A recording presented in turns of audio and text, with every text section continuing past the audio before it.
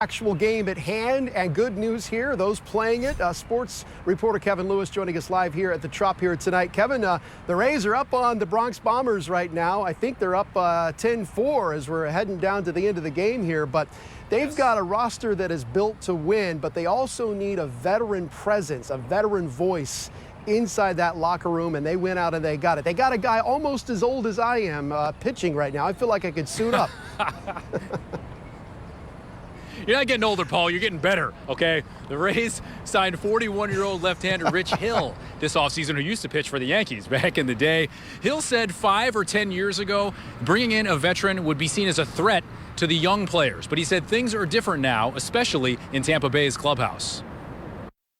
You're not coming in here to take my job. You're coming in here to provide wins for the team. Rays manager Kevin Cash says Hill's all in on doing whatever it takes to help his new team. He's very easy to like. He's very easy to have a conversation with because it's not about him. It's him trying to help through some of the experiences that he's had.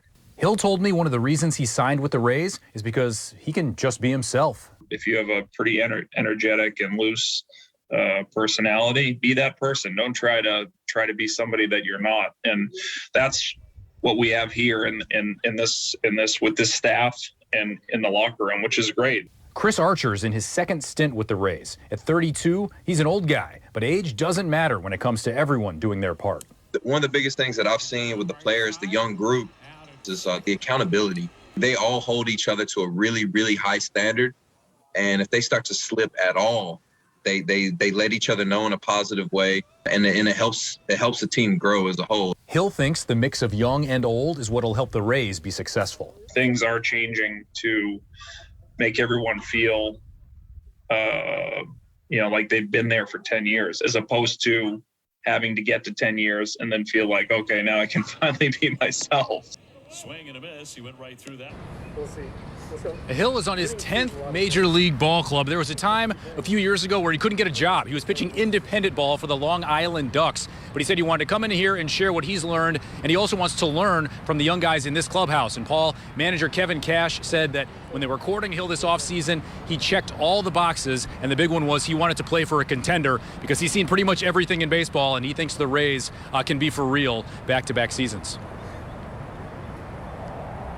Yeah, they certainly can. Baseball is a journey, isn't it, Kevin? And you talk about that veteran presence, but the young players are exciting on this team and really the talk of the league. Everything from Randy Arozarena to the guy who they haven't even called up yet, Wander Franco, is considered the top prospect in baseball right now. Who's the one guy that you're really excited to see on the Rays and who you think could be a real spark plug? They're doing better today. Looks like we're already getting some of that energy back.